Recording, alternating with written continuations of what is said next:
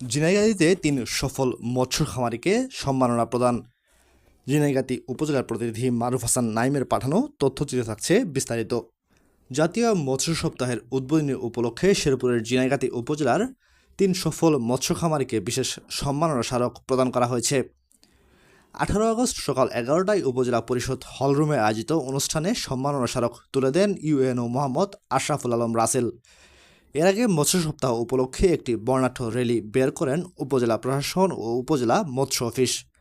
এ সময় র্যালিটি উপজেলার প্রধান সড়ক প্রদক্ষিণ করে।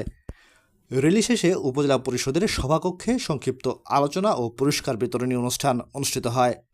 সভায় স্বাগত বক্তব্য দেন উপজেলা মৎস্য কর্মকর্তা মোহাম্মদ রজব আলী।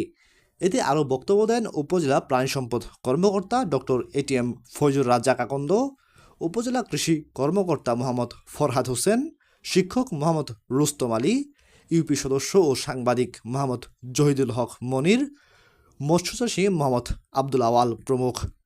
সভা শেষে উপজেলার ৩ মৎস্যচাষীকে পুরস্কার প্রদান করা হয়। এবছর সফল মৎস্য খামারির পুরস্কার লাভ করেন হায়াত মৎস্য খামারের কর্ণধার মোহাম্মদ আবু হায়াত সুলাইমান, রুহান সুহান মৎস্য খামারের কর্ণধার মোহাম্মদ আব্দুল আওয়াল এবং রহিজ মৎস্য খামারের কর্ণধার মোহাম্মদ রহিজ উদ্দিন। এরপর উপজেলা পরিষদের পুকুরে মাছের পোনা অবমুক্ত করে ইউএনও মোহাম্মদ আশরাফুল আলম রাসেল ও অতিথিবৃন্দগণ।